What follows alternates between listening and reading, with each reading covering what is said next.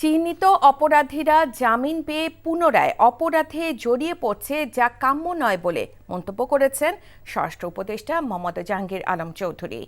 কোনো সন্ত্রাসী বা ফ্যাসিবাদের দোষও যাতে জামিন না পায় সে ব্যাপারে সংশ্লিষ্টদের প্রতি সতর্ক থাকার আহ্বান জানান তিনি।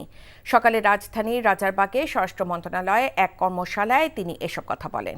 অনুষ্ঠানে আইন উপদেষ্টা আসিফ নজরুল বলেন, পতিত সরকার দেশকে অস্থিতিশীল করার জন্য লাখ লাখ টাকা খরচ করছে। পুলিশ ও বিচার বিভাগ ঠিকভাবে কাজ করলে মবতন্ত্রের অবসান হবে জানিয়ে তিনি বলেন, প্রতিটি হত্যা ও গুমের বিচার করবে সরকার।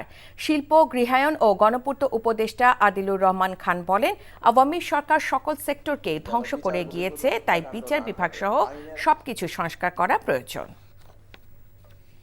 শুধু আইন শৃঙ্খলা বললেই তো আর হবে না যে আইন শৃঙ্খলা রক্ষাকারী প্রতিষ্ঠানের সংস্কার দরকার, ব্যাপকভাবে দরকার বিচার বিভাগের, ব্যাপকভাবে দরকার প্রশাসনের, সমস্ত সেক্টরেই সংস্কারের দরকার, কারণ সমস্ত সেক্টরকে ধ্বংস করে দেওয়া হয়েছে।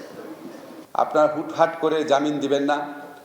জামিন পাওয়ার পরে একজন মানুষ দেশের আইন শৃঙ্খলা পরিস্থিতির জন্য যদি ভয়াবহ হয়ে ওঠেন, যদি পালিয়ে যাওয়ার চেষ্টা করেন, যদি একই অপরাধ আবার করার চেষ্টা করেন, তাহলে সেটা জামিন দেওয়ার ক্ষেত্রে আপনাদের বিচার্য বিষয় হওয়ার কথা।